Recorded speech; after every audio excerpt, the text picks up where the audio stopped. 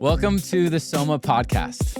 We are a family of churches across North America and the world working towards gospel saturation, where every man, woman, and child will have a daily encounter with Jesus through his people, the church. We are passionate about connecting, equipping, and mobilizing disciple makers to live out the gospel in community on the mission of Jesus in everyday life. Let's dive in. Today, we begin a new series of episodes on the Soma story. We will spend some extended time with Jeff Vanderstelt, one of the men whom God used to help found and form our family of churches. We are spending time doing this because we recognize the importance of story. It gives us a chance to look back at the many years of success, but also failures that formed us into who we are today and where we are going in the future. We get to remember God's faithfulness to us and that we are all part of his grand story, bringing about restoration to all people and all places. Today's episode is going to focus on Jeff, his upbringing, his family of origin, and how his years prior to launching Soma Tacoma allowed him to form the convictions that birthed our family. Gentlemen, it is great to be with you. Jeff, thanks for spending the time with us, and welcome to the launch of a Soma podcast. No, it's good to be here. And it's wonderful that we're going to start with something that's really important, really valuable, and that's our story. Yeah. And you play an unbelievably important role in our family story. So I just want to give you the time to just share and speak a little bit to, as we get into this, the pre-Soma Jeff story. Like what was God doing in you, in your upbringing, in your life that led us to this wonderful thing that we're now getting to venture into? So tell us about your life. Yeah, well, I grew up in Michigan and grew up in the church a lot. I remember Dave Fairchild one time told me, I think you should talk about your parents a lot more because he's like, people just assume that you learned how to be hospitable once you became a church planter, and that's not true. That's what I grew up in. Yeah. Right? We had an open home. My parents always stocked plenty of food, plenty of sodas or Cokes or whatever part of the country you're going to talk about. It was always ready for anybody coming over, and eventually put a pool in the backyard because they want people to want to be there. Put video games in the basement, like the coin-operated ones, pinball machine, pool table, ping pong, you name it. It was like, let's make this a place where people want to be, and that's what it was. I mean, I would come home, sometimes even as a teenager, I'd come home from a date, and there'd be teenagers hanging out with my parents. I'm like, why are you hanging out with my parents? What are you doing?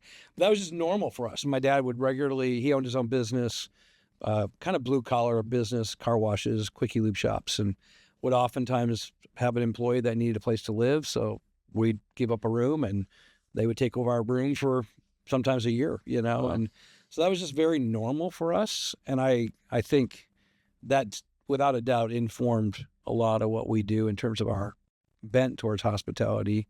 Did he connect it to his faith? Oh yeah. I mean, my parents would regularly, he was the most non-articulate evangelist that you might meet. Like if you listen to him, he wasn't an incredibly articulate man. He didn't like to read. He was high school educated and that's it. Both my parents didn't go to college. So it's just, but he loved people and he loved Jesus and he thought everybody should know. So in the most unpolished way, he would tell people about Jesus and he would say, this home's not ours. It belongs to God and our job is to use it for him. And that's what we do. And that's how he treated his business. And yeah, I mean, everything was that way. So were you okay with total strangers moving in? Was that hard? There were times when it was, yeah. I mean, but they never made the decision for us. We always made it together. So my dad would come home sometime from a day at work and go, hey, hired a new guy. You know, he and his wife are not doing well. He's going to need a place to stay for a while. I'm giving him a job to help him out. What do you think we should do? And then it would be up to us, and we together decide. Or a guy just got out of prison and went through like a halfway house type of thing for introduction back into society and needed a place to land. My dad tells us about him. I just hired him. He's going to start working for me. What do you guys think? And that's when I gave up my bedroom and moved in with my brother. And Really? he took over my room for probably a year. And he had a big thing of bubble gum. And because every time he wanted to smoke, he'd take bubble gum. Every time he wanted to drink, he'd to bubble. Okay, so we're all like, you know, he would give us bubble gum as kids all the time. But yeah, that was fairly normal. And sometimes it was a teenager who was in trouble and parents didn't want him around anymore, and my dad would take him in. And I mean, there's probably 20 guys right now around the country that would say my parents became their spiritual parents. Wow. So that was a big part of my upbringing, without a doubt. Was it ever vetoed? Did the family ever say, yeah, Dad, I can't? We never did.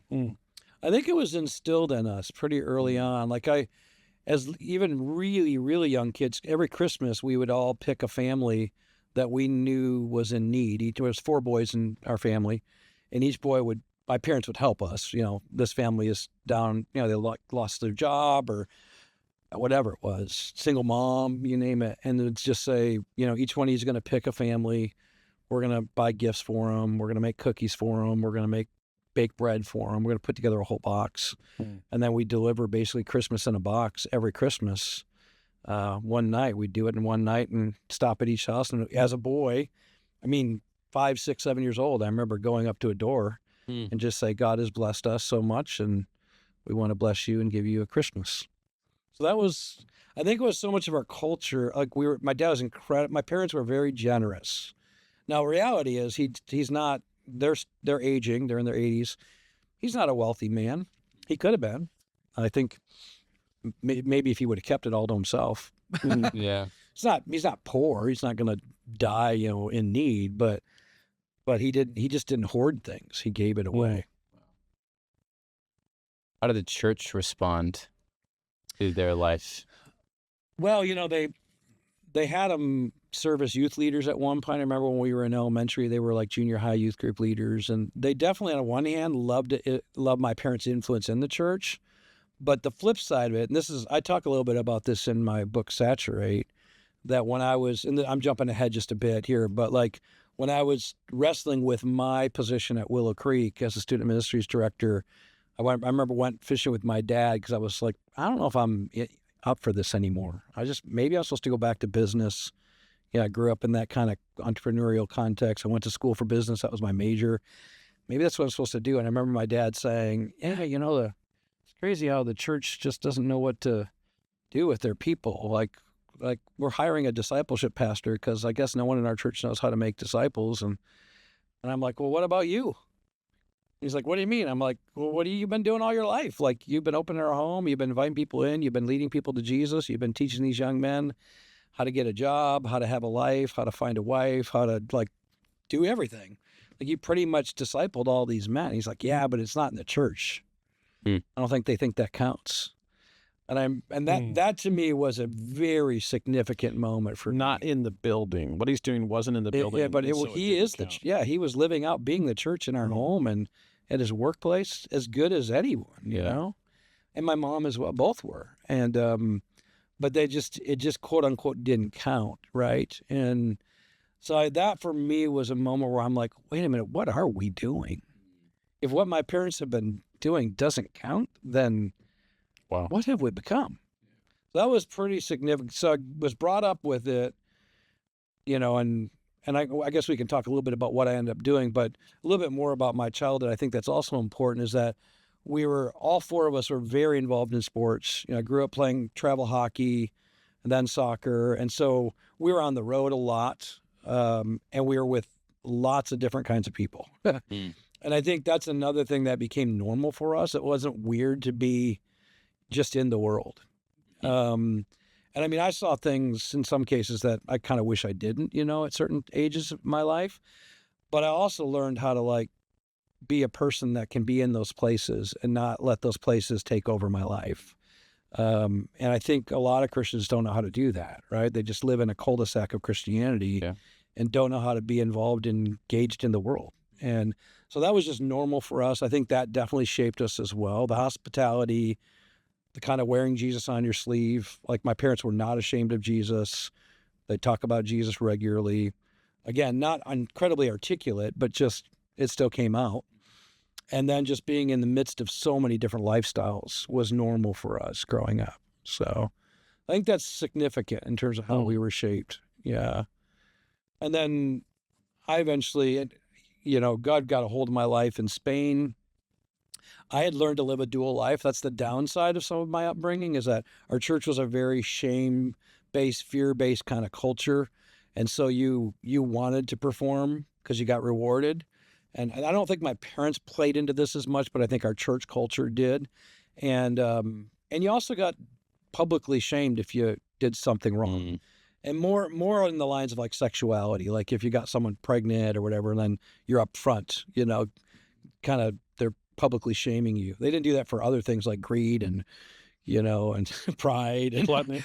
Gluttony, all the other ones. That's too bad. But that one they sure did. And I think it instilled in me a fear of being found out. And so the downside of my upbringing is I learned how to wear a lot of masks. And I learned how to play the part in every space. And that worked okay for me, but it's really tiring, to keep remembering who was I in this environment and in this environment and this environment. And when I went off to college, eventually was dating a girl very seriously, thought she was going to be my wife. We were looking at rings, talking about dates, came home to surprise her one time from college because she still lived at home in my hometown, and she was with my best friend. Actually, one of the guys my parents took in. Oh. So, and he had become my best friend. And they'd been cheating on me behind my back, and just almost devastated me. Petrus. It was horrible. But I went off to Europe for a semester in Spain. I was doing an overseas study program, and that had happened like 3 weeks prior to me leaving. So I left angry, bitter, hurt. But I figured, you know what? I don't really care what people think about me anymore because I'm in a different country and no one knows me. And it's the first time I probably just dropped the layers and let the real me show up, which wasn't good at that point. But I was staying in this home with an older woman, Mama Papita, and her son was the Baptist pastor in town. And I'd come home drunk or, whatever, regularly. And the next day she'd say, Jefe, which is, if you're Spanish, that means boss, but there's no Jeff in Spanish. So she would play with that. And she's like, I'm praying for you. I'm praying that you will surrender to Jesus. And I remember one night I came home and sober. I read my Bible pretty much every day, but that's something my mom instilled in all her boys. And then I journaled, which is what my literature professor trained me to do. So almost every day I'd read my Bible and journal. And this night I came home, read my Bible, couldn't even journal because Jesus met me. And it was just the most profound encounter with Jesus I'd ever had. And I just heard him say, I see you, I know you, I love you, I know everything you've done, I've forgiven you, and I want you to surrender your life to me. And I got on my knees and said, I'm yours, Lord, I'll do what you want, go where you want, just tell me. And 2 weeks later, I got a letter from a camp in Pennsylvania called Summer's Best 2 Weeks, and they said, we heard about you and thought we'd see if you'd want to be a counselor at our camp this summer. I'm like, okay, I'm in Spain, and I'm getting a letter from a camp in Pennsylvania. And I said, Lord, I'll go wherever you want. It seems like you're kind of making this clear. So said yes, came home, got off the plane. And back then, people could greet you right at the terminal. Yeah. So my mom and dad hugged me. And my mom, when she's hugging me, stops and she pushes me back and she says, what happened to you? Beautiful. Like the walls are down? Yeah, well, I said, what do you mean? She goes, you're not the same person. And then I told her about what Jesus did. And she's like, I have been praying that you'd surrender your life to Jesus. I had been kind of pretending the Christian, playing the Christian part.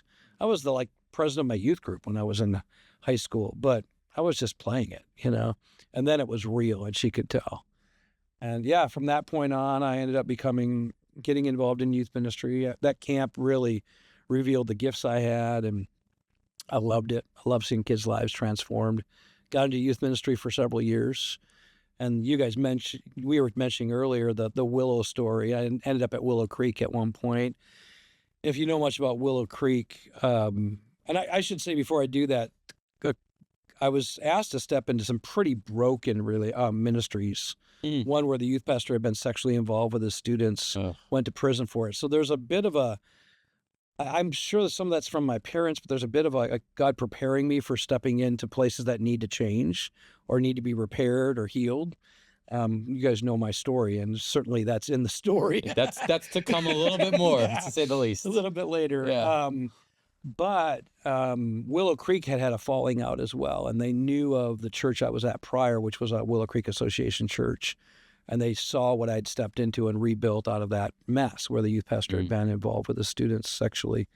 And so they brought me in to consult, and then eventually hired me to rebuild. How old were you? When I started at Willow, I was 29, so pretty young. And how many years was that past Spain? Spain was when I was 21. 21. Okay. And my first position was in Seattle at a Christian Reformed church. I was the youth pastor there for 6 years. That started when I was 22. Bent toward so 22 to 20, I guess 28. Is that right? No, that's too many years. Yeah, 22. I was actually more. It wasn't quite 6 years. It was like 4 or 5 years in Seattle. Yeah. Then I moved when I was 26 to Chicago to take on this one position. And I was only there for about 3 years. And then I went to Willow for about 4. So you must have had some success with those other. I did. Yeah. The first youth ministry I started with, they never had a youth pastor. They had 6 kids, and they were all Christian school kids connected to the Christian Reformed Church. I mean, they were probably the most non-effective missionary kids that ever were, what you could imagine. And yet I trained them. Trained them how to be disciple makers, and that 6 grew to, our high school ministry was like 180 kids for a church of like 250. Our middle school was like 60, 70 kids. And I trained them all how to be disciple makers. And a lot of them started leaving the Christian school to go to the public school to be missionaries. I remember the principal calling me and goes, "What are you doing?" I'm like, "What do you mean, what am I doing?" He's like, "I've got kids leaving school, a Christian school to the public school. That's not the goal here." I'm like, "You said on your statement that you're trying to prepare kids for the world, but we're just preparing them sooner than you thought." He's like, "No, I wanted to wait till they graduate, get to college, and then they can do it." And I'm like, "Well, who were your influences? Are you praying, searching the scriptures, bent towards is God giving you insight on starting something from scratch? Are you pulling in? Are there people you're reading that are really influencing you? Yeah, there's a few things. Like even before my story of my encounter with Jesus, I did have a navigator in college that would meet with me and was take me through like the 267 or 6. That's a 2-6 series where you have to memorize scripture, and they have a whole set of books you go through. Right. So I did that with him. But then after I came back from the camp experience that summer, I went to my youth pastor and I said, "I think I'm called to some kind of vocational ministry. What do I do? Should I drop out of college? It's going to my senior year, business degree. Okay. Do I go to Bible school, seminary? What do I do?" And he's like, "Finish your business degree. Most pastors should have gotten a business degree because they're running a small business." So he said, "Finish that, and I'll just take you to Moody on a regular basis to this place called Sun Life Ministries, and we'll get you trained there, and you can intern with me for your last year of college." So that's why I got introduced to Sun Life Youth Ministries. Was Bill there? Bill Clem? Yeah. He wasn't there. He was out in the Northwest at that point, but Dan Spader was the founder of it. And so I got introduced to that, and I got introduced to Robert E. Coleman's book, The Master Plan of Evangelism. That was probably the most influential thing for me. So when I really met Jesus and surrendered and experienced his spirit empowering and filling me, then I was like, "Whatever you want, Jesus." And then I read that book and I'm like, okay, this is what we do. And I think seeing my parents do it in their way had already prepared me for it. But then I now had some biblical direction to go with. So it was Sun Life training, the previous navigator training, and master plan of evangelism. I think all those came together for me. And I remember when I was interviewing for the job in Seattle, they actually came to Calvin Seminary. They thought I was a seminary student. Okay. Because somehow the job application or the job opening showed up at the college, not the seminary. It showed up at both places, but it was not supposed to show up at the college. So when I showed up, they're like, hey, do you have a seminary degree? I'm like, no. Do you have like a Bible degree? No. What do you have? Business. Like, what are you doing here? And they heard me out, and I shared my story, and I shared what I would do if I had the job and how I would make disciples. And they said it sounded so radically different. Or they told me later, so different than all the seminary grads, because they were all talking about, we'll teach catechism classes and we'll have them, do their book studies and all. And you were all like, I'm going to train them how to share their faith and get them out in the world. And they're like, you were just so radically different than anything we'd seen. And we figured that's what we need. So, and they never knew until my second interview when they flew me out that I'd never been a part of a Christian Reformed church in my life. They just assumed it because of Vanderstelt, last name, Calvin College. I mean, all this, but they still took me. Wow. Yeah, those were my influences. And then I remember just thinking my job is to train these students to be disciples of Jesus who can make disciples. I didn't think of youth ministry as running programs. I thought of it as programs were a means to the end of disciple making. And I'd always seen it that way. Yeah. So I was always kind of a weirdo, even in youth ministry, because people were like, aren't you doing crazy fun events? And I'm like, yeah, I am. But like, that's only so I can teach these kids how to reach their friends. Yeah. And they run the events and they share their faith and they lead their friends to Christ. And it wasn't about me getting up and doing all the talks and everything. So did that come into play with the interview for Willow? Are you saying, this is what I'm going to do and this is how it's different than what you're currently doing? I think what happened with Willow was the combo of me stepping into a very broken situation that they were very aware of, because the youth pastor was like youth pastor of the year at Liberty University. Wow. So everybody knew him. He was known across the country. Again, it was a Willow Creek Association church. And so they saw it happen. It wasn't that far away from Willow. It was like 30-minute drive from where Willow Creek was located. And so they were very aware of that. And then second, they saw me rebuild something.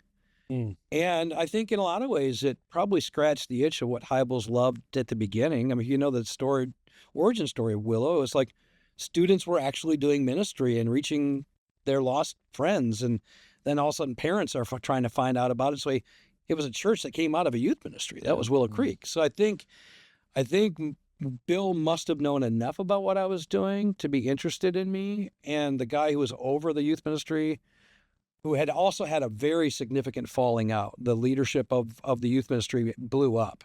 So they were trying to fix a mess and trying to find someone who could build something in a bigger context. And the church I was a part of before that was like 5,000. So not the 25,000 Willow Creek is, but still big, sizable church. So I think they figured minimally I could help them. So when they brought me in, it wasn't to hire me, it was just to consult them. But as I was consulting them, the team fell in love, I guess, with my leadership and eventually hired me. So, but when I stepped in, I saw the problem right away, because we have this, at that point we might have had like 700 high school students, 500 middle school or something, which sounds big, but not for a 25,000 person church. That's still not that big. And I remember looking at our situation. We had, I think, 35 high schools represented in our youth ministry from 3 different states: Indiana, Illinois, Wisconsin. If you know where Willow is, right, it's not, you can drive an hour or so and you're there. And I'm like, this is not going to work. These kids are just coming to a big show. And I had no desire. I have no desire just to run a show for kids. And so we wrestled with, what are we going to do to actually mobilize and equip these students to be on mission? And that's where, in a lot of ways, that's where missional communities first started for me, because I just figured, well, I've got to figure out how to help them reach their campus. Let's help them kind of run a gathering in their own house. We called them house groups. We had parents host it, so you can see the influence of my parents coming in here. Mm-hmm. So the parents would throw a big party, like lots of good food. Kids would run the event, but adults mentored the kids. So the kids would, if you know much about Young Life, it was almost like a Young Life club, So fun games, student would get up, share their testimony. There might be a brief teaching. They'd break up into small groups, all led by kids. but have an adult mentor in it. So they're helping them learn how to do it. And we do that every Wednesday night. And then Sunday, I knew I couldn't just get rid of the large program. So 3 Sunday nights a month, we would still gather in the big building, but I'd break them up into their house groups in the big building. So they're still doing ministry in a small setting. And then we come together in a bigger setting. And even then, I'd try to have students lead music, share teaching. Like I tried to get as much of it being student-led as I could. And then once a month, instead of a gathering in the building on Sunday night, we call them house parties. And basically we'd say like, we'll give you a budget to use. You come up with a plan to reach your friends. It could be go paintball together, throw a party, see a movie. We don't care. You guys build it. You guys bring your friends. You guys share your faith. You lead your friends to Christ.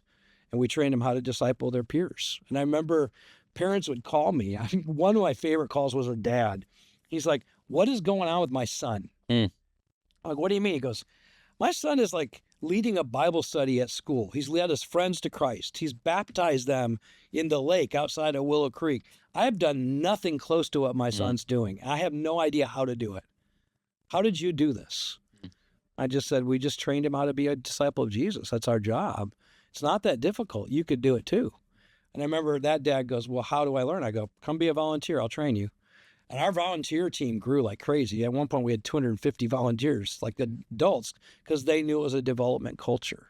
And I would say that's where I really cut my teeth on missional communities, because it was a decentralized form of church, is what it was, just with students. How much time did you take to train these students? It seems like you've got a lot of room for error. Yeah. Or, I mean, did you take time to assess them? Was there a series of questions? Yeah, I'll be honest, the first year was just discovering who we had. And then year 2, we were actually building the new plan, and we tested it. Like, I'll credit like Shauna Hybels was such a gift on my team. That's Bill's daughter. She was kind of in a lot of ways, my right-hand person. But I remember her saying, Jeff, they aren't going to just get it because you told them. We're going to actually have them do it. And it was amazing. Like, at the start of Deeper? Honestly, seriously, because so she said, like, we could trust they're going to host a good party, but we won't know.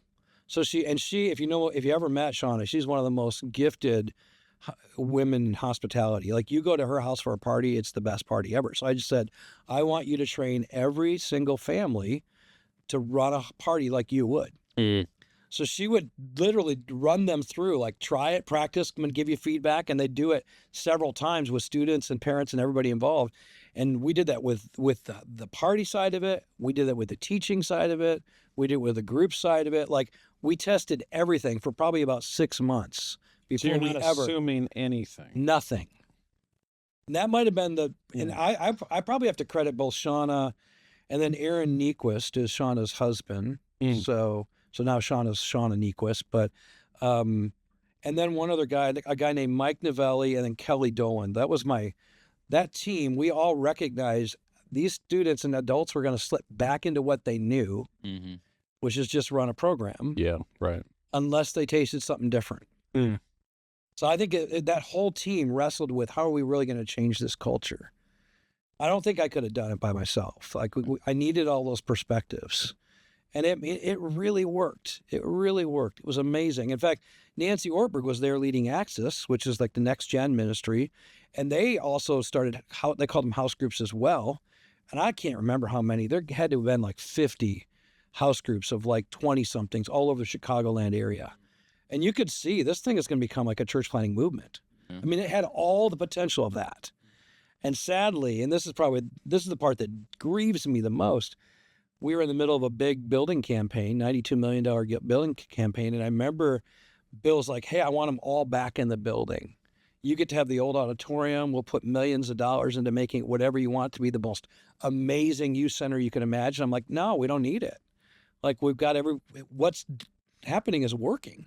How long had you been implementing this plan? Couple years. Couple years. Yeah. And you're seeing bent toward hundreds come to faith. Hundreds come to faith. Come to faith. Yes. You're seeing leaders developed. Hundreds come into faith.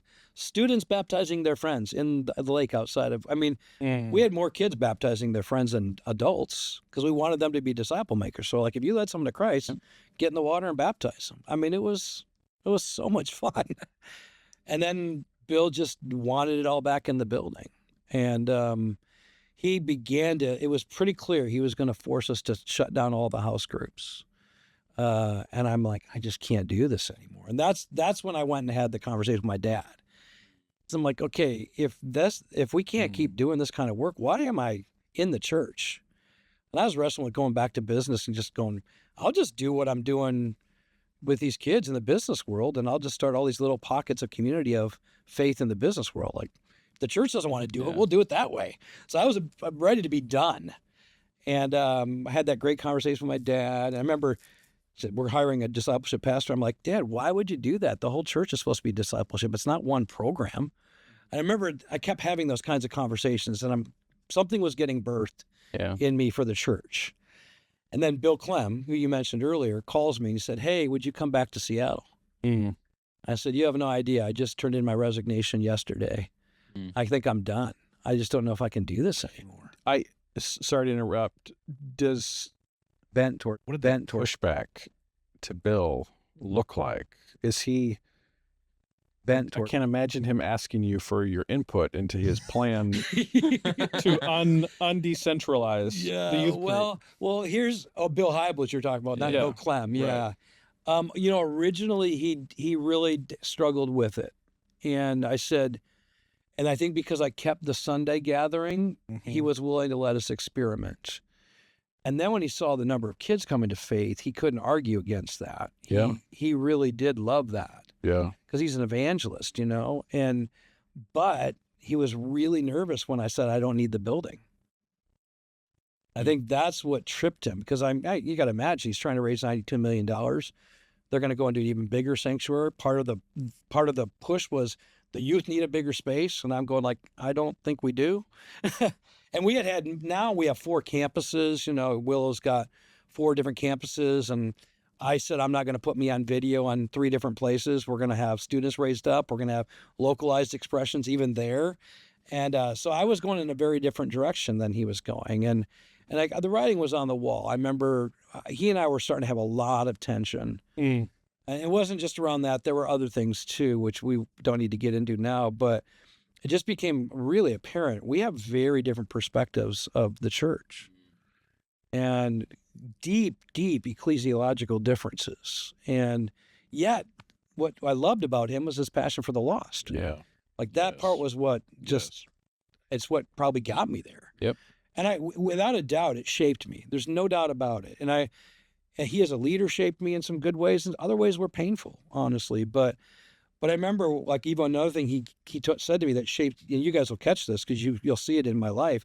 I remember he gave me feedback about my teaching, and he said, Jeff, you're a really good Bible teacher, but you say old things in old ways. I want to challenge you to say old things in new ways. And if you know me now, you're like, oh yeah, I do that all the time. Yes. Right. I mean, that lesson, it was that short, but it landed. And it forced me to, okay, how am I going to reframe this so that it captures the imagination, that it spurs and catalyzes movement? And I couldn't have said it back then that way. Can you think of something that you switched from old ways, saying it in an old way, to an old thing that you can say in a new, more creative way? Can you think of a phrase or... Well, what's hard is probably it's so part of my vernacular now that it's hard to even articulate it. But if people are around me, they would know. Like, we don't go to church, we are the church. Right. The idea that we are not here to do ministry for the saints, but to equip the saints for the work of ministry. I mean, it was all those kinds of little switches. Yeah. And sometimes it's the type of thing that you'd say and people are like, wait a minute, is that true? I think that kind of stuff too. And I, at the top of my head, I can't think of it, but I'm sure it'll come up as we're talking. But there were things like that I started realizing, okay, Jesus was so radical. I mean, I think that's the thing that when he said that, I thought, saying something old in an old way is another way of saying it's lost its sense of like, I would say prophetic edge. No longer salty. It's not salty. That's a good way to think about it. And I realized, the ears of Christians get plugged. Yeah. The hearts grow hard. Is that when you started using, like, instead of saying the church, saying an expression? That came after Soma, and we can talk more about that. But I do think that was when we were wrestling with trying to explain what we had become. Because I can remember the first time listening to you. It was pretty early. 2005. Yeah. Mars Hill Boot Camp. You spoke for an hour. I had no idea what you were talking about. I got nothing out of it. Paul was still in his old ways with old language. He doesn't know. Jesus speaking in He parables. needed a translator. What are you talking about? Yes. Someone I needed a translate this for translator. me. Could someone please tell me what Jeff just said? And then I can remember taking some of my regular Baptist pastors to come hear you, hoping that they could translate for me. And they get done, they walk out of there with just their eyes super wide. I don't have any idea what he said or what I'm supposed to do with that. Which is, I think, a great way to introduce someone to a new way of thinking, which is you do need a new vocabulary. Yeah. Yeah, I think you either have to take old language and give it new meaning, or you got to take old meaning and give it new language, like old ideas and give it new language. Yeah. I think that's part of how you change culture. Mm-hmm. So Because you're changing how they think. that's right. Well, it has to be a little bit jarring for them, so they can't just assume. Yeah, mission accomplished on that. Yeah, like, and then it forces them to think, and then as they think about it, like, it takes a while to get to, you're just saying this. Yes, Yeah, but that right. process of working it out in their own brain actually helps them. It's annoying to them, but in my experience, it's helped them like build their own conviction around it Yeah. when you get to that point. But you were doing that at Absolutely. Willow. Yeah, well, that because Bill challenged me. Yeah. and I'm like, here's an example. I remember when I got there, and they said, this is a ministry to students. Impact is the youth ministry. There's a ministry to students. I'm like, no, it's not. It's a ministry of students. I think, But that's a big shift. Yeah. Because a ministry to students is a bunch of adults running something for students. Ministry of students is a bunch of adults equipping students to do the ministry. But like that little turn of a phrase was a massive shift. Because then I kept saying, wait a minute, are we doing the ministry for the students, or are we equipping the students for the ministry? And I would always challenge our staff all the time. We are not here to make it so excellent that it's being done by professionals all the time. Well, what ended up happening is because they had such a high value of excellence at Willow, then I just said, then you better train our students in excellent ways. Like it better be the best training we can do. And it was. I mean, is that coming out of Ephesians 4 for you? Is that the primary place? Deeply, yeah. And Ephesians probably is my favorite book in a lot of ways. I mean, I'm growing to have favorites in other places, but if you look at my Bible, at least my NASB that I was using way back then, it's like weathered. The pages are like falling apart in Ephesians because I just lived there for so long trying to understand the nature of the church. yeah. And I think my convictions about the church, intuitively, I sensed something was off. I'll just say that. And so I just kept going, I've got to get my hands around what God intended when he started this whole thing. And I remember early on at Willow, even there were a group of us, Nancy included, Nancy Orberg, but I won't say all the names, but you would know some of them. And we would talk and say, we aren't actually making disciples here. We're making consumers. We're making converts and consumers. We definitely were making converts. People were coming to faith. There's no doubt about it. But then they were not being built up in the faith. So you're seeing structures built. You're seeing people get baptized. You're seeing crowds gathered. Absolutely. With butts and seats. But you are not seeing people fully transformed, learn how to use their gifts, and making disciples. Not in the adult population. Unless they were serving in children's ministry or youth ministry. Those were the two that were most known for developing people. And I would say even some of the small group stuff there were pockets of it there. But Hybels didn't believe it. And I remember Greg Hawkins eventually, and this is after I left to join Bill Clem in Seattle to plant churches. Bill told Greg Hawkins, who was the executive pastor, he's like, okay, you better prove it then. If all these staff are saying we're not doing it, prove it. So they did a huge study. It became the Reveal study. And I mean, kudos to them. Like, Yeah. how many people? I mean, how many churches of Yeah. that size who, from the outside, are the most successful church, one of them at least in the And world. influential. Yes. The reach and the people watching. Unbelievable. And I mean, doing generational. a lot of things really well, honestly. Yeah. So I don't want to be primarily critical, but that part, which is kind of the part, like making disciples. But the church growth movement was not about primarily disciple making. It was about addition. It was about growing a church numerically. But they published it, and they basically said, no, we have not been making disciples, not fully formed followers of Jesus. That was huge, man. I don't think that they assessed why they weren't doing it very well, because they kind of used the same remedy to solve the problem, which is more programs. Just to do better programs. Yeah, I mean, what they did is they connected with Trinity Evangelical Divinity School primarily, but a few other colleges, and said, let's just bring in people to teach then content.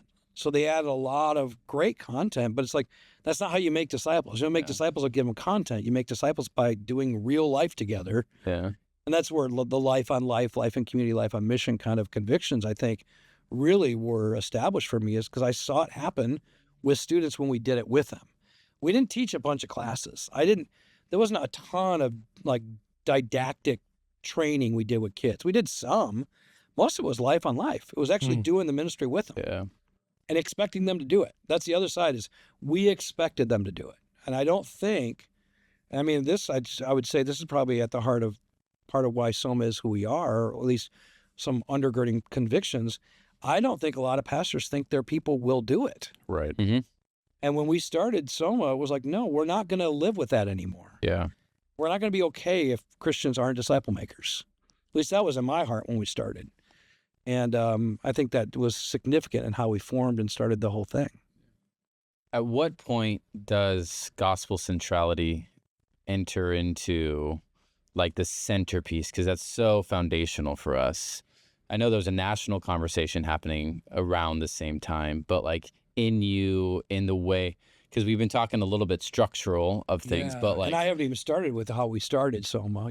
But like when does gospel centrality hit in your heart? Like everything runs through the life, death, and resurrection of Jesus. I know fluency language isn't yet developed, but the centerpiece of the gospel, how does that land in your heart, and then where does that show up? I think it was so real. Soma officially started in 2004, but like the precursor work was in 2003, and I was getting assessed through Acts 29 as a church planter. So that became a tribe I started to do life with. And I remember Scott, Thomas, thank you. Scott Thomas said, there's a guy you need to meet. And I'm like, who? And he goes, his name is Steve Timmis. And he gave me his book. Their ministry is called The Crowded House. He and Tim Chester had kind of been the formational leaders of it. So we're going to bring him. I said, I don't know of anybody else in the country that's like you, but I do know someone in the world that's like you. It seems like these guys. Like, because I was such an anomaly. We were so weird, at Acts 29. We didn't in a lot of ways fit. And but here we've got these guys that have similar theological convictions as us in England, very missionally minded, and are living out a similar kind of life. They have missional communities. They didn't call them that. They call them gospel communities. But I remember spending time with them and just going like, man, these guys are so steeped in the gospel. Like it was gospel conversation all the time. And I went and spent some time with them, lived in their house for a week or so, and they're washing dishes and they're talking about Jesus. I mean, it was showing up everywhere. And I think that, and then Tim Keller's influence. I think Tim Chester, Steve Timmis, and Tim Keller coming from very different perspectives, right? Yeah. I mean, like in terms of the theological vision of the church, but not different in terms of their deep conviction about the gospel. Yeah. And I would say that's probably, and that would that would have probably been 2004, 2005, sometime around there for me. That's when Early in the planting. very early on. Okay. And then I think I would couple that with Caesar Kalinowski bringing the story form way, but we didn't call it that back then. We called it the story of God. And it wasn't, he didn't come up with that. He had been a missions pastor, had done a lot of work with IMB, International Mission Board of Baptist Church, and they were doing a lot of training in oral forms around the world. Some people heard of New Tribes. That was kind of an expression of that idea that used the story of God and the story of the Bible. So Caesar brought that in about a year into our existence. He joined Soma about a year after we'd started, and everybody loved it. It was like, man, this just gave us a framework, and we realized we didn't have a biblical framework. And so our worldview was still very limited. And I would say that that's why people have a limited view of the gospel, because they don't have a biblical view of the gospel. They have a justification view of the gospel. It's very truncated down to a particular doctrine. And I really credit Caesar for saying, let's know the whole story. Yeah. And that combined with the gospel influence of the Crowded House and Tim Keller, I think all came together. Yeah. And I'm an integrator. That's part of who, like I can take lots of ideas and then simplify them and integrate them in a way that's pretty easy to give away. And I think that's what led to the gospel fluency piece. Yeah. It's like, how do I take the brilliance of Keller, the everyday of the Crowded House, the story form of what Caesar and others have been bringing us, and kind of put it all together. Yeah. And I think that's what we got with the gospel fluency, was the outcome of all that. I've always wondered that, because how much of that Willow time was being like this is gonna sound ridiculous, because like how much of the Willow discipleship was gospel centered, but that wasn't an ethos. Also, No, that it wasn't. The language wasn't in evangelicalism at the time. No, Willow wasn't gospel centered. But like even your infusion within Willow, within the youth, like how would you describe what you were? If I can say gospel centered as an operating system, what was the operating system that you were making disciples with at Willow, and how did that shift in you? Well, there's two things that came to my mind as you were starting to form that question. One, I went to Calvin College. Okay. Calvin integrates faith integrates Jesus into every subject. I don't know if they still do, but they did back then. Like I'd take economics, and the professor would say, now let's talk about how the gospel influences our economics. So you experienced it first. I experienced it in college. Ah, okay. But I didn't really understand how amazing it was. Yeah, it's just something they did in college. Because hardly anybody does that. Right? And so, but they did. They integrated it so brilliantly. And I think that's that Kuyperian influence that came into Calvin. Every square inch. Yep, that's it. Yeah. And so I would say that was more formative than I realized. So I think it was in me, but it hadn't taken much form, but it was influencing me. The second was the whole Son Life training I got was all about Jesus. Yeah. I was like, how is the Son's life going to inform everything? And that was kind of their premise, was like, this is all about Jesus.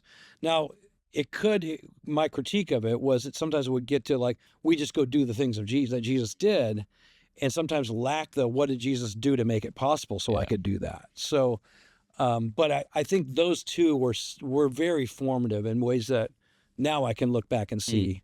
Yeah, so you integrating it, you experiencing it, but it was also putting new language to old meaning again. It was. It was like gospel-centered became what those things were doing for Without you. a doubt, yeah. Yeah. Okay. Yeah, and even like the gospel identity stuff, because a lot of people might not know when we're talking gospel fluency, we're not just talking about what does the gospel do for my sanctification, justification, sanctification, glorification. It's also how does it form who I am and how I see God and how I see the world. Like it's all of that. Yeah. So a lot of that was formed in those places, I would imagine.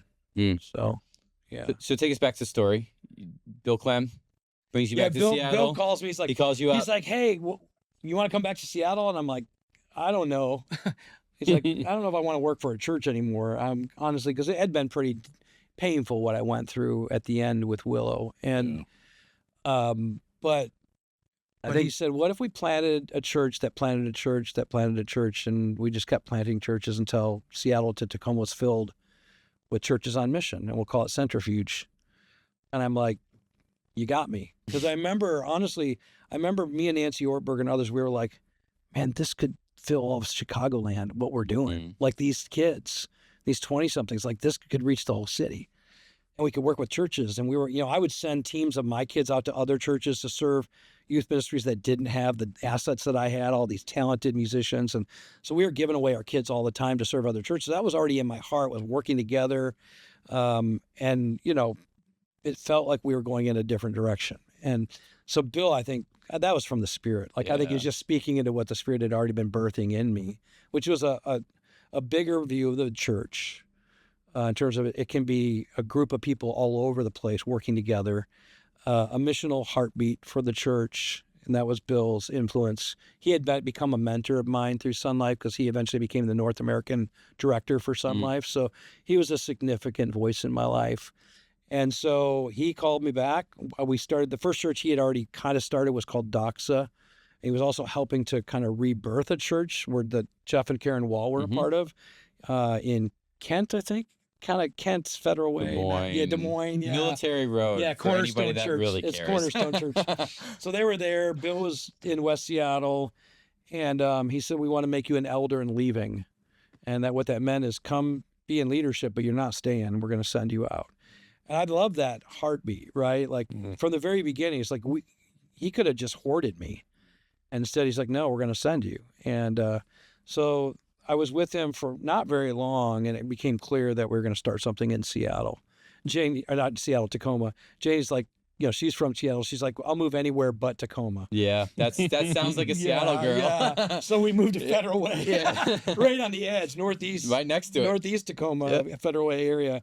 We only landed there for about a year. How long had you guys been married at that point? That's a good question.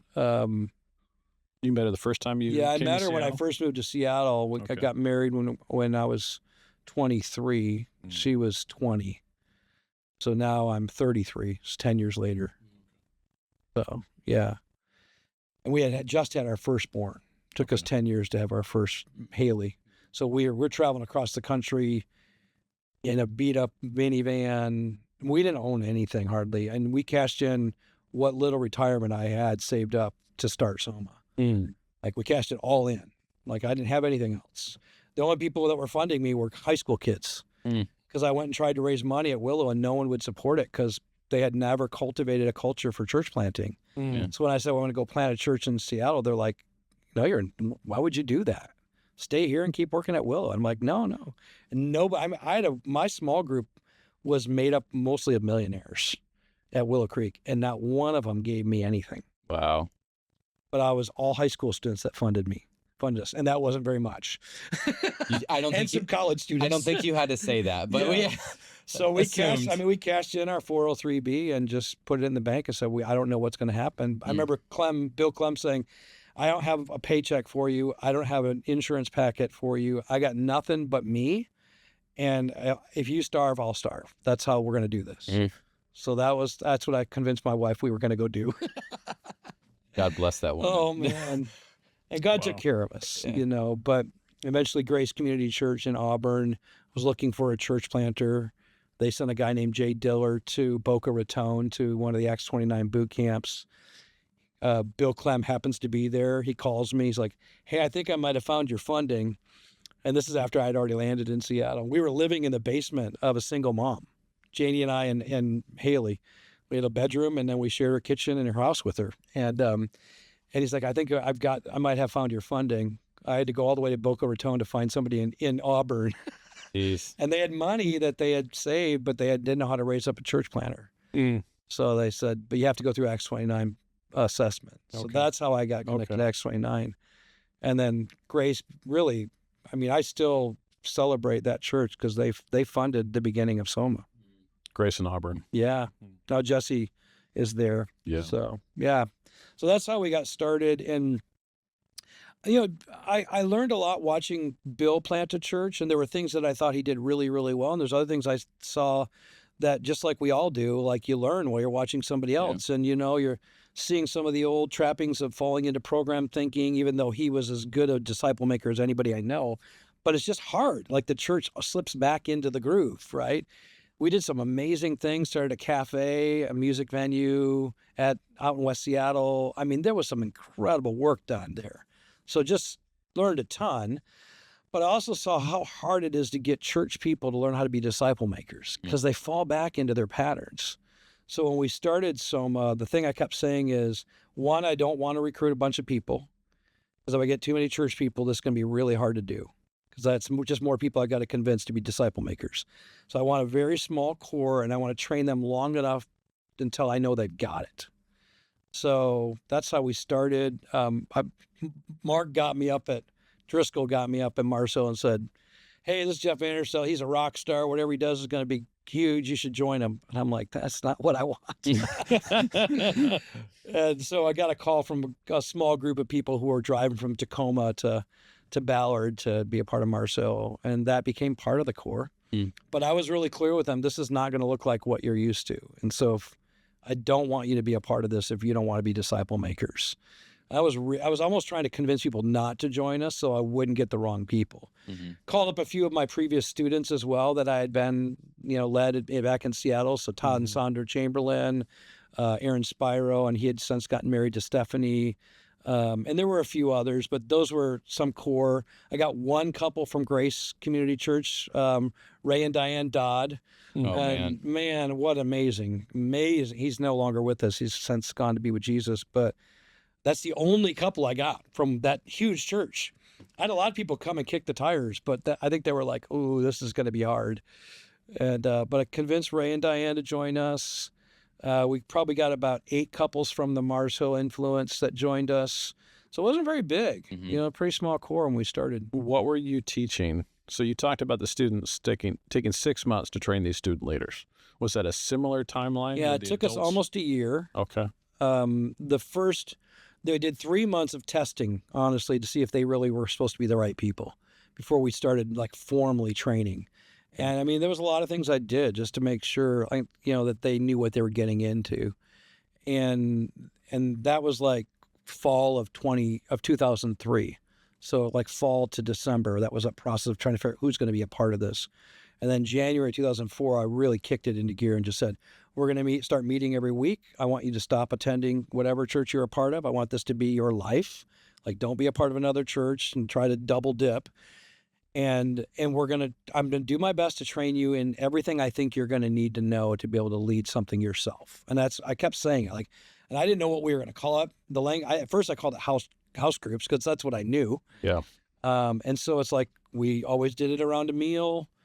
I was weekly praying, Jesus, give me an opportunity to actually do the stuff you did.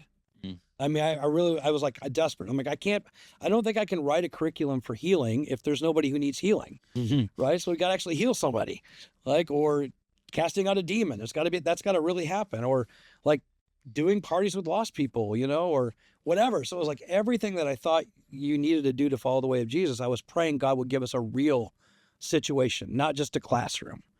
I think that's where the deeper training kind of got birthed. I didn't have that acronym back then of, demonstrate, explain, experience, practice, expose, and reflect. I didn't have that back then, but I think intuitively I knew you couldn't just do a classroom and you couldn't just do a Bible study. That wouldn't do it.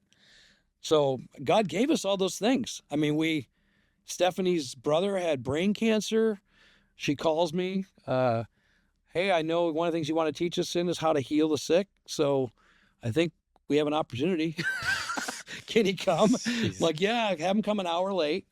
And we're going to talk about how we do this. So I walked them through all the passages on healing. And I said, we're going to actually get to practice it tonight.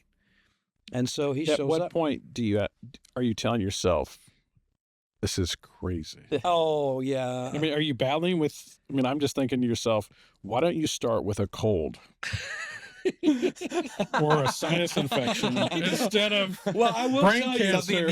I will tell you, because I was really asking Jesus, give me the real thing. I mean, it was like every week was my prayer. Give me something. There's a desperation there. I just wanted people to taste it and see something so different than attending a church service, you know? Yeah. I got so tired of that. I mean, even at Willow with the good stuff we did, the Sunday gathering with the larger group, I got weary of it. I'm just like, I just know its limitations and I know how many resources it took to pull off.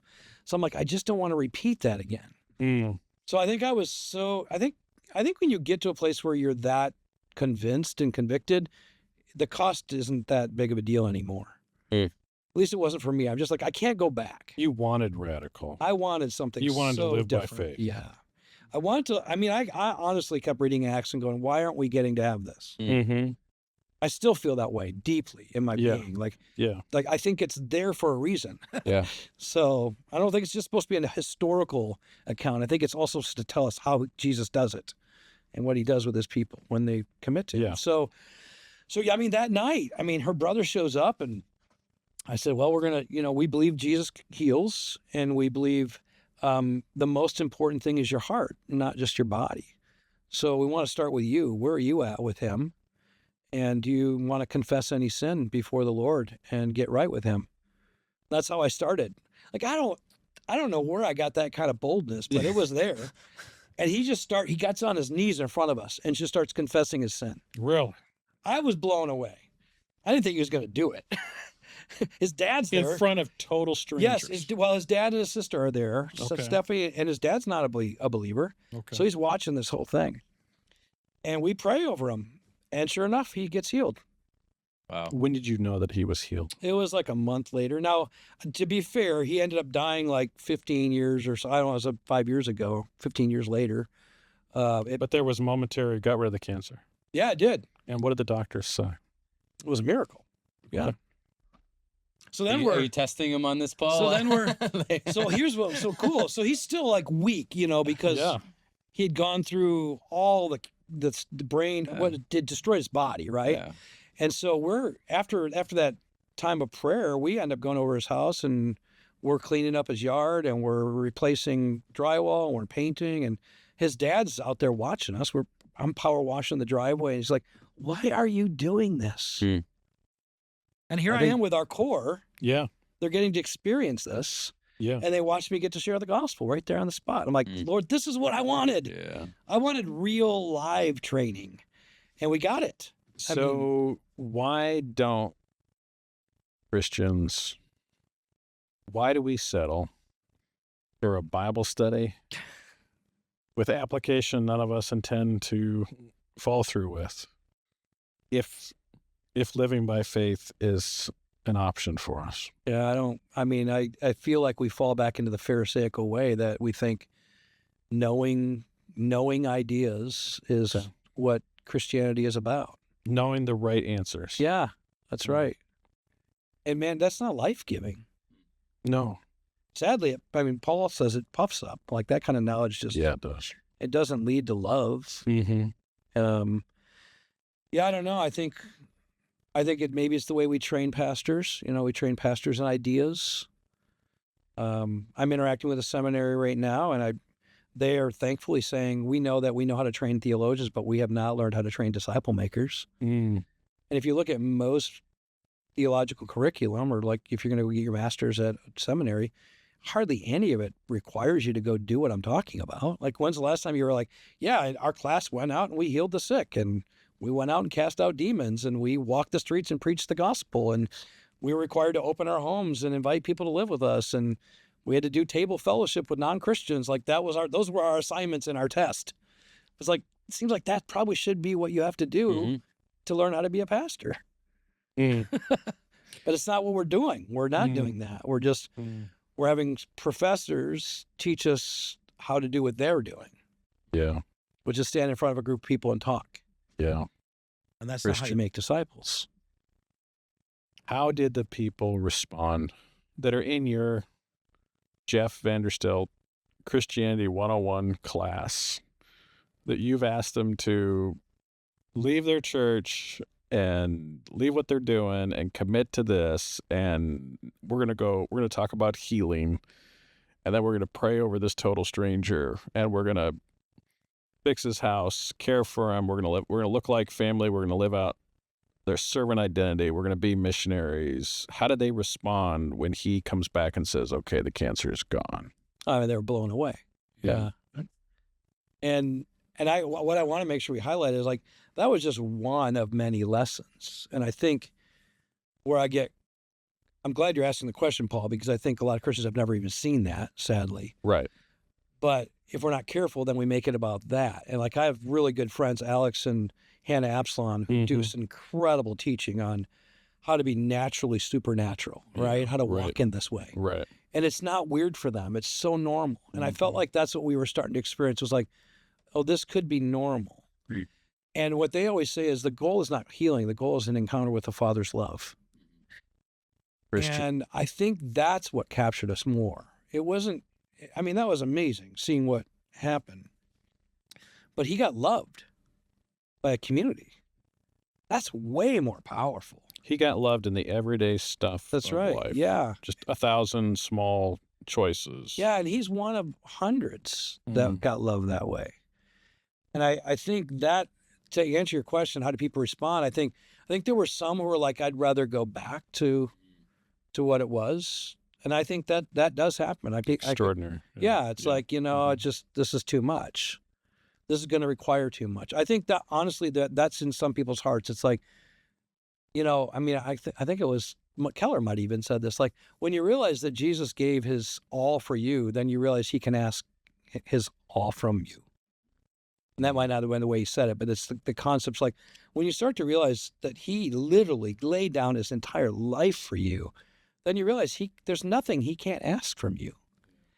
And I think we think that's a bad thing instead of the best thing. And I think that's part of what we were starting to live in, is like, could this be all of life? And I think we started to see it happen because we weren't running a church service, right? We were, and I'm not against that. It's just that the origin story is that we were doing this in everyday life, and we were having a ball too. I mean, like, I was golfing. I mean, I love to golf. I probably golfed more that first year than I ever golfed before, because we're like, okay, Ray's a golfer, Ryan's a golfer. Let's go reach some guys golfing, and half the time it was just us discipling each other on the golf course, right? Because all of our stuff would show up, and, mine included, my flaws. But then, I picked up snowboarding that year. I had skied my whole life, but all the guys in our core group, they were snowboarders and their friends snowboarded. So I'm like, I guess that's part of the mission, is we're snowboarding now. And like, we started learning how to fix homes because we realized Tacoma needed a facelift. And so people started buying properties and fixing them up, and sometimes selling them and then doing it again, sometimes opening their home for somebody. I remember one guy add an addition onto his house just for a single mom to have a place to live. Like, it just became like whatever it takes attitude. Yeah. And, Caesar used to say W3, and it got overused in bad ways, but it was like, whatever, whenever, wherever. Like, that's how we respond to God. Whatever you want, whenever you want it to be done, wherever you want me to do it, that's what I'm going to do. And I think it got misused in some cases, where it's like, I tell you the W3, you do what I tell you to do whenever. Like, that's where I think it got in trouble. But when you're listening to him, he's never going to call you to something that's going to be destructive or bad for you.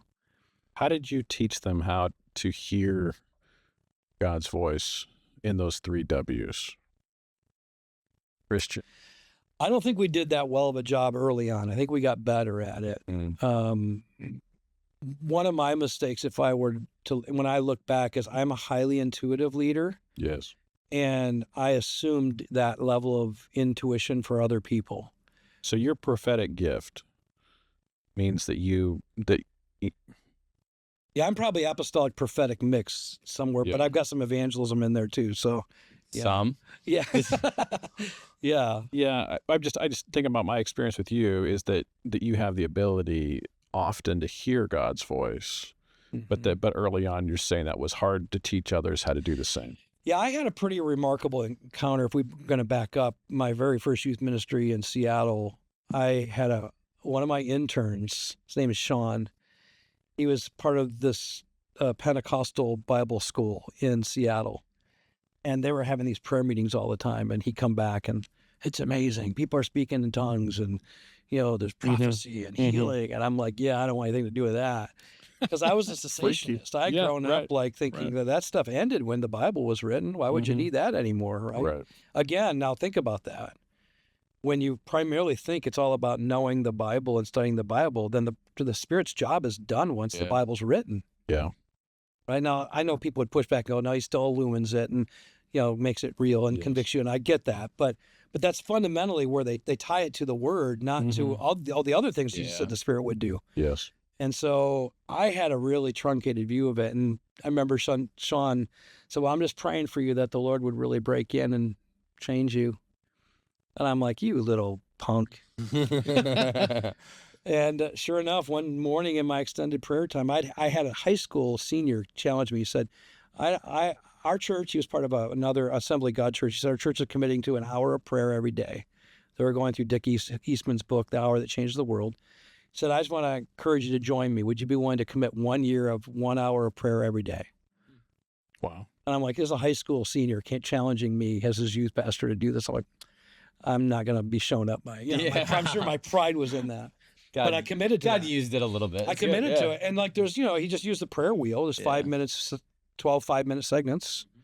And one of them, it's like praise. And I remember probably 4 months into my journey, I'm like, Lord, I just don't have enough words to tell you how amazing you are. Christian. And as soon as I said that, I started speaking in a different language. Christian. I wasn't wanting it. I wasn't seeking it. It just happened. I'm like, what is that? And it was Christian. tongues. And I started, and I don't know if you wanted me to share that, but not everybody at Soma knows this story, I don't think. But No. But Janie was just reflecting on this the other day. I think that's when I started listening, like really listening and like attuning my ear. But it's like God had to get my attention. Like this woman showed up at my house. She was the secretary at our church. And she's like, Jeff, I'm bleeding. She lived down the block from us. I'm bleeding. I'm miscarrying again. I keep losing child after child. Will you pray? And I'm like, okay. Do you mind if I put my hands on your belly? She's like, go ahead. So I do. I pray for the bleeding to stop, for the baby to be healthy, and for a full-term delivery. Immediately, the bleeding stops. And she ends up having a baby, healthy baby. And stuff like that started happening. And I'm like, and I think I don't have that happen all the time now. Though I just prayed for a woman who was not able to have a baby just about 3 weeks ago. We're having a gathering with our little church, new church that I'm leading, to celebrate a new baby born. And there were all these moms with babies. And this one mom I could tell was in tears and just struggling. I'm like, what's going on? She's like, we just keep miscarrying. I can't have a baby. So they're sitting outside and I'm inside. I'm like, it's literally the Spirit's going, go pray for her healing.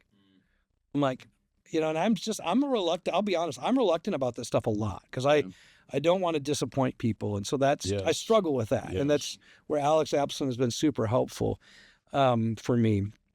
Because he said, yeah, but we also get to mourn then. It's like we get to rejoice and mourn. But if we never pray with expectancy, then why would we ever mourn loss? So it's whole. There's a holistic picture of the kingdom here that it's already and not yet. Do you want to live in both? And the Spirit's part of both of those. Both of them, yes. Just different aspects of what you're welcomed into and depending on what you get. Yeah. So, I mean, I know I'm going way off the topic, but I prayed for that woman and her husband, and I just got a text and said, they're pregnant, baby is healthy, they're just doing really well. Awesome. And it's like, Jay goes, do you have the gift of healing babies? I'm like, I don't know. I don't think it's a gift of that. I just think it's God gives you faith for the moment. Yeah. But back to your question, I think that got birthed very early on. I was 23 or 24 when that first encounter with the Spirit for me in terms of his filling and empowering happened. And then Janie had another experience herself. And we started getting together with people to pray and listen, and we'd have long extended times of listening in our prayer times. Like we were just like, maybe he wants to say something. So that's where it started, was probably my mid-20s. And then sadly, I think I walked away from that a bit when I was at Willow. We were so pragmatic. And there's a lot of other good things we did, but I don't think the dependency on the Spirit was as prevalent in my ministry then as it came back to when I got back to Soma. And I'll be honest, I was desperate. I mean, when you're planning the church the way we were planning it. Yeah. And I mean, I was like the butt of the joke of all the Acts 29 meetings, you don't have a name, you don't have a Sunday gathering, you don't even have a building. Like, there's not a sign. I know, it's like, what do you think you're doing? First time I tried to come to Soma, I knew there wasn't going to be a sign, so I was nervous the whole hour down. But, we were like an underground church. Yeah, frankly. But I think because of that, I think that made me probably more dependent on the Spirit. So, so that first year, And I mean, I'd go back and do some things differently, of course, now looking at what we did. I think some stuff was really great and some stuff not so great. But overall, the heart was right. I wanted people to experientially learn how to do this. And I told them on the other end of it, they were going to lead their own group. We eventually called them missional communities because it felt like house church felt like it was too confined to a house. So you're going to have the same problem with a Sunday gathering. It's like church is the place. Yeah. So we said, let's not call it that. And we kept saying, well, we want to feel like a community, but we want to be on mission. So we landed with missional community.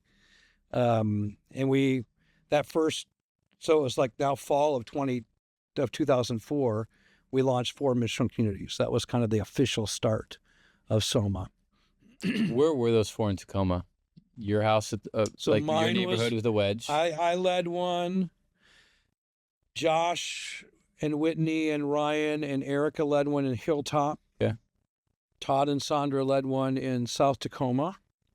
And then Caesar and Tina led one as well. Then we were only blocks away from each other, but we said, no, we need to lead our own. Yeah, absolutely. So, and for those that don't know, those are 2 rough neighborhoods. All the neighborhoods I just gave you were and yours are pretty. Where you were is right on the edge of that. But I mean, you're not doing the glamorous planting in the. I mean, it ended up becoming cool, partially because of what Soma ended up doing. But historically, those spots have been like the eyesores, the like setting for a season of cops. Yeah, I just think every time I turned on cops, it was Hilltop area in Tacoma. Yep. Yeah, I mean, there was a point at which some of the military men who lived there were regularly sitting out with their guns. You know, it got that bad. Not when I was there, before I got there. But it was really bad. Yeah, and I still can't believe that Janie said yes to that. That's why we're in counseling today. But yeah, that's how we began. And I remember Grace said, "Hey, we want to let everybody know when your launch service is going to be because we want to have everybody come out." You know, typical church plants, you like half the people aren't from your church; they just make it a big event. You know, right. And I said, "Well, it's just going to be us commissioning for missional communities." I'm like, "That doesn't sound very interesting or flashy." I'm like, "Well, why don't you give us some time, and when we start to baptize our first followers of Jesus, come to that one." And we had started gathering regularly at that point on a Sunday. But it wasn't to try and reach a bunch of people outside of the church. It was to encourage and build up those who are on mission. So it was largely just the people I described and then the people that joined their missional community. And it didn't feel like, hey, we're going to reach the masses through Sunday. It felt like we're going to encourage the missionaries. We're going to build them up. We're going to inspire them. We're going to let them tell their stories. It felt more like a family reunion. And that's what we kept using that language. It's like the family getting back together. Because we've been working on mission all week long and we need a place of respite and encouragement and support. So if you can imagine what a gathering of missionaries would look like coming back from the field, that's what it felt like, which was so rich because we all knew we were giving what we had for the mission. We needed Jesus so badly. We sang differently. I mean, all it was like a different dependency, that you all felt. And you were looking around going, we're all doing it. Yeah. There was something about the all that we're all in together that was so remarkable. Mm-hmm. So, yeah. That's interesting. That I love that clarity of why you were doing your Sunday service. Yeah. It seems like in this age, you've got this thought that this is a perpetual revival. Yeah. You bring your friends that haven't heard the gospel, or it's a perpetual teaching setting where the saints can hear, the deep things of God and be fed on a deep level. And then there's a mixture of those, or we're not really sure what we're doing or why we're doing it, or we're just going to keep doing it because we've been doing it. We're going to have some sort of Sunday's always coming. Got to keep it going. Some sort of variety show or liturgy, but I love that. This is, if it seems to me like if a church doesn't know what to do with the Sunday service, they probably haven't sat and thought comprehensively about what we're doing as a body, period. Yeah. And what settings we're in, how do we equip people? How do we live our lives in an intentional way, like a disciple of Jesus? Yeah, absolutely.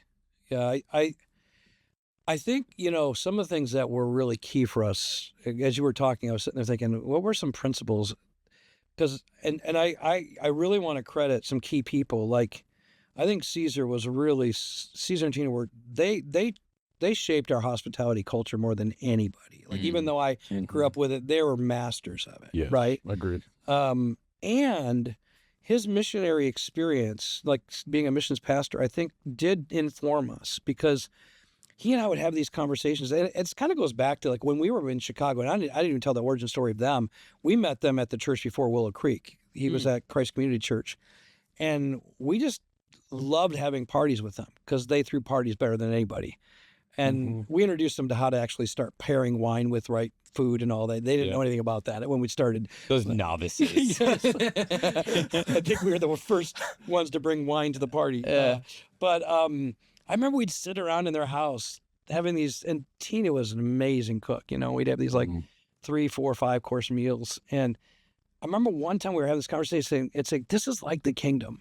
Yeah. And I remember the conversation turned to, what if the church could feel like this? And that was way before Soma. That's before I went to Willow. And when they came out and joined us, it was like they brought that ethos such a remarkable way. It was already in my heart, but they knew how to like make it happen. So that was a big part of what formed us. So even then, Sunday felt that way. Yeah. I mean, we had a meal together when we gathered. In fact, eventually, and Tina was in charge of all of that, and we had like food warmers. So when people would show up, they put their, if we were going to eat after our gathering, we'd do that. Eventually, when we had 2 services, we had the meal in between the 2, like so we could cross over. But the meal was still so key to our gathering. And that was so different than a lot of churches. Like they'd have potlucks, but we were like, no, that's part of church. It's part of being the body, is sharing in the meal together. So it wasn't just this little cracker and a juice. It was like a real meal. Eventually that got challenging and we couldn't always do it the way we did it, but that was built into it. Another thing that was built into it was we want to make it normative for every Christian to be a disciple maker. And if they're not, it should feel weird.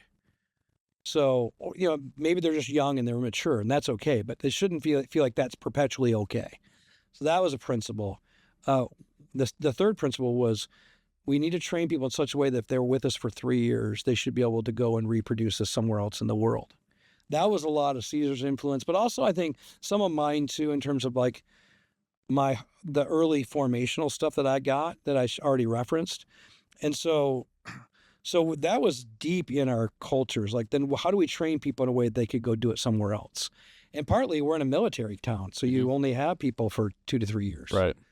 So that was in it. And then that led us to say it's got to be simple, easy, reproducible, transferable. And I will credit Caesar on that one. I would always, sometimes I would make things more complex, and he would always go like, Jeff, that's too much.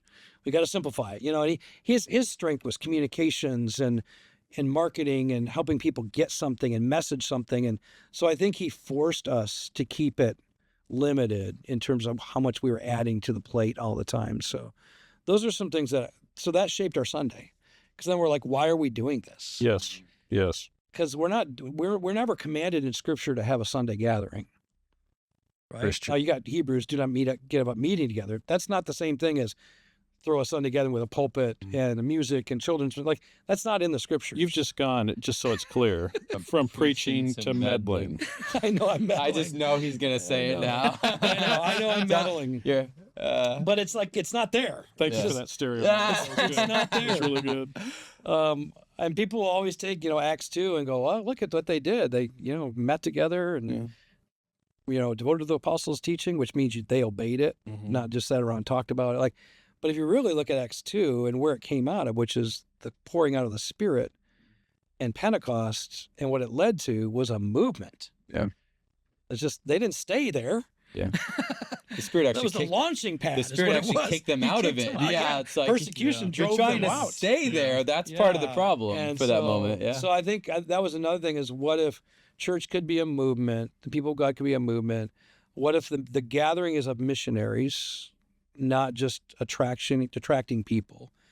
And what would you do if you're going to help encourage and equip those missionaries to stay in the game? So there's a lot of things like that informed us, and that's model. Let's let the Sunday still model what we want to have happen in a home and in the city. So it embodied the stuff that we Some churches would come and visit and go like, it's not that different. It's like, well, but you don't know why we're doing what we're doing. Yeah. That's the difference. So. Thanks for listening to the Soma podcast. Whether you're a member of one of our churches, a current church leader, or a friend from afar, we want to continue to connect. Please check out our website at wearesoma.com, where you can connect with a regional leader in your area and learn more about upcoming webinar or other equipping opportunities. If you've enjoyed this podcast, go onto your favorite streaming platform, subscribe, and leave us a review. We want to continue to provide you with tools and resources for you to be a disciple who can make disciples.